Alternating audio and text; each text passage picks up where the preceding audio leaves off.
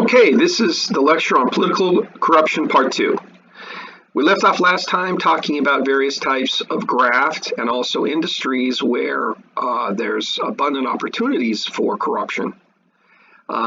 We mentioned public lands, defense, big money opportunities there, but also other areas, tax assessment. So tax assessor, for example, again at a small, simple level, someone who's going to assess what your real estate is worth, your home, your property, your business, and if you there's a lot of taxes, a lot of money potentially you might have to pay for taxes. So if you could make a little deal with the tax assessor and get that person to assess your property as being worth less than it really is, and you pay them a little money under the table for that benefit, there you see there's an opportunity for corruption. So I mentioned earlier about the bar owner who's trying to get a liquor license.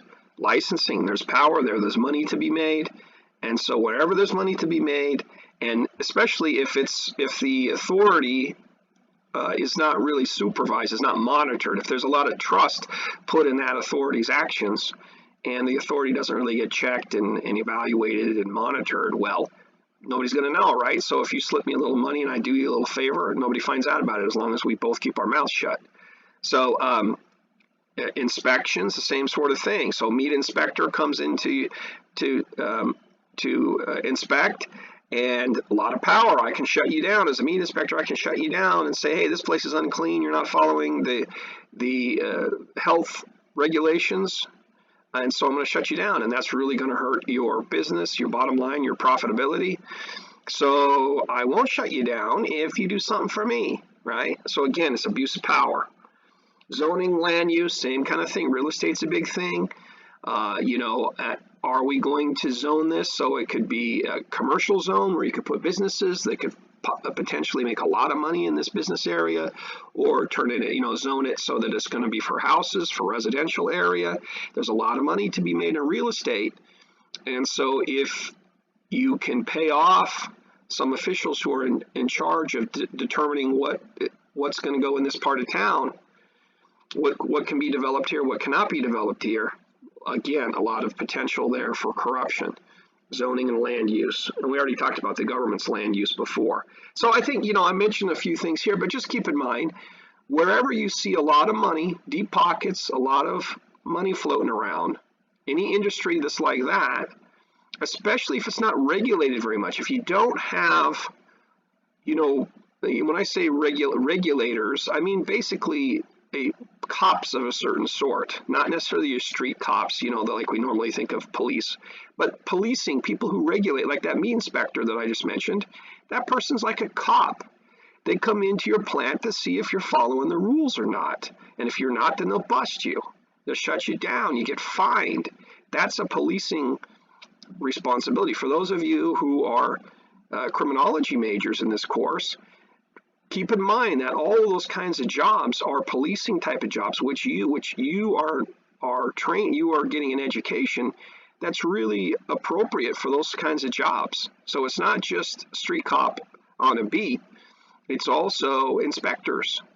So wherever you have this sort of regulation, policing role of checking out to see if people are following the laws and regulations or not, and you enforce those laws and regulations, that's a policing function. And so it's very much a criminal justice sort of job. Just keep that in mind. So an obvious area of political corruption is money in politics. We've kind of talked about this before. We'll speed through this quickly. Wealthy donors make contributions in exchange for access. By access, we mean, you donate to the politician's foundation, which is designed to do charitable work.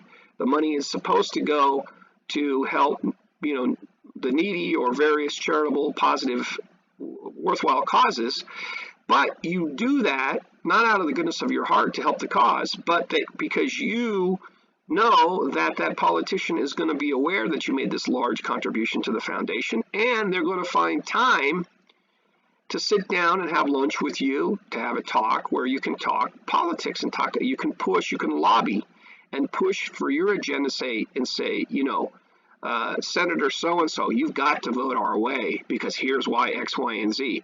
So it's not only the sort of like bribing people to do things for you for money, but it's also the softer forms of this where I need to pay for some time with you so I can convince you and get you to remember, and focus on all of these contributions that I've made, and you need to remember that, and you need to help us out here. Now, again, they're going to use very soft language where they're not going to talk about deals, but it's a soft form of corruption when you're trying to pay for people's time and ability to befriend them, to sit down and talk to them and work on them, right? Favorable treatment, the same kind of thing. Outright favors, again, if it becomes outright and explicit, tit for tat, then you've stepped into clearly illegal out of bounds area from a legal point of view. Officials become influenced or even controlled in these situations and do the bidding of the wealthy instead of what's good for the people. And so that's a corruption of the system. And this is one reason why we have concerns about wealth inequality in the United States and other countries, is because wealth translates into political power. And it's supposed to be a democracy where everybody has a voice, and the system reflects what all of us want, not a handful of super wealthy people. So that is a problem when you get all of this wealth in politics. And don't make the mistake of thinking that, like the United States is the only place that has this issue. All countries have tendencies this way, and politics is just, you could almost say by its nature, a dirty business. It's just, there's a lot of this stuff that goes on all around the world. And as you'll see when we get into the data here in a moment, you'll see that actually the United States is better than most countries around the world. So that may come as a surprise to you, I don't know, but let's look at the data here in a moment. Okay, there we go. This is kind of looking at the flip side of the coin. Such corruption in the United States is not the exception, it's the rule. So this whole, pay for play, money for influence, that's the way the game is played. That's the way the system works, and it is at least part of why we see the laws that we have. Now, the country is very diverse. There's lots of lobbyists from lots of different industries, from lots of different sectors. Don't just think a big fat cat corporation sort of thing are the only people have influence. Lots of different organizations and institutions have influence. You get influence. You need to keep in mind that very much what drives the American system are these interest groups, who may, at their bottom, may be lots of ordinary people. To me, the classic example, maybe two examples, if I wanted to give two examples, is two of the really strong lobbying groups in the country that have a lot of influence in Washington, D.C., would be like the NRA, the National Rifle Association, which has membership of millions of ordinary, not wealthy Americans, just ordinary people who are concerned about the Second Amendment. They pay their dues. They don't have a lot of money. But together, the millions of them under an organization are able to exert tremendous influence on the officials in Washington, D.C., because as an organization with a lot of ordinary people and also wealthier people, you get strength that way, and you can influence legislation.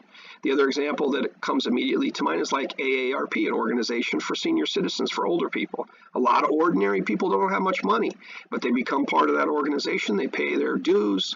They're involved, and when you have tens of millions of people involved in participating in that, you get tremendous power. So don't think of it as only fat cats, who have an influence. It's a lot of these interest groups who really care about certain issues, specific issues usually, like the NRA, we're talking about Second Amendment, AARP, we're talking about senior citizens issues. So that very much, these interest groups have a lot of influence, and that still can be corrupting in the sense that a little section of the community has a lot of say, a lot of influence, which is disproportionate to its size or something like that. But again, my point here is that it's complicated, but let's not have kind of cartoon versions of how this works. There's a lot of different organizations, groups, people who are pushing and using their organization, their wealth, their influence to affect how the country's run. So again, don't want to oversimplify. Now let's get into the summary of research of why the causes of corruption. And here I don't want to limit myself just to only purely the political stuff. Sometimes we'll get into corruption that's a little bit a step removed from away from the government, but still you get the point. Corruption is where you have this dishonesty going on in the way that the country works.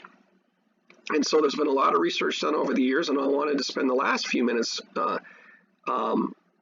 sort of going over the main points of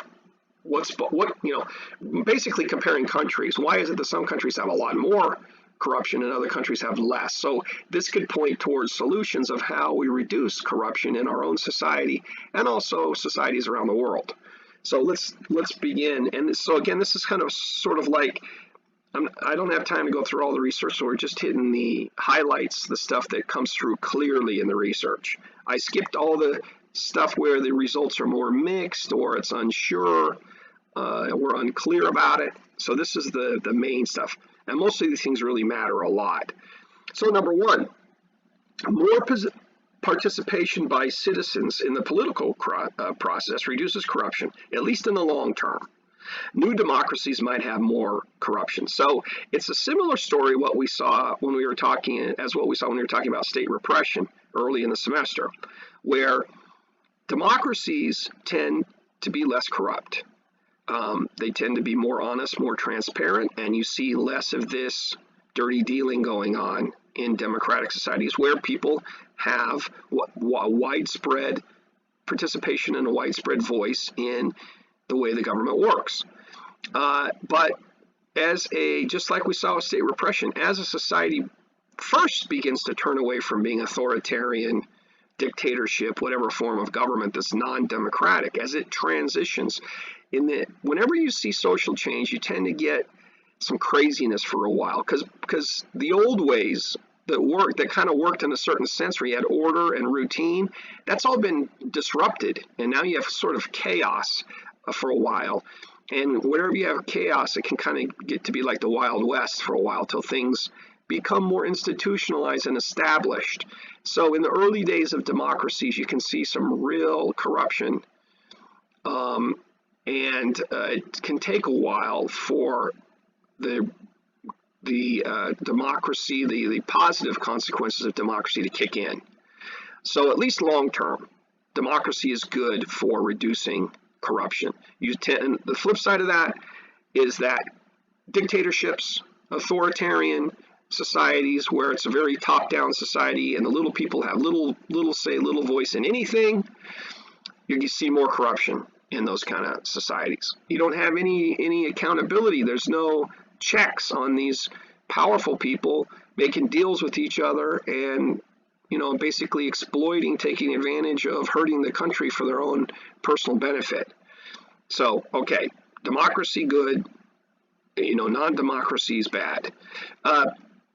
Governments with a strong rule of law and government effectiveness strongly reduces corruption. And that sounds kind of obvious in that, we're saying, well, good governments are good. Yeah, but what we're saying is that if you have a really strong legal tradition where the law is respected, that's what we mean by rule of law, is where you have laws, policies, regulations that run everything.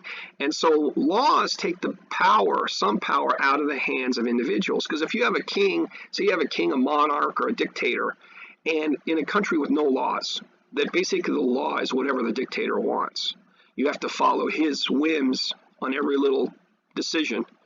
Well, you're going to get a lot of corruption in that situation because there's no rules, there's no order. There's no predictability. It's whatever the king says. And so in that situation of chaos, you get a lot of corruption. You get a lot of this dirty dealing.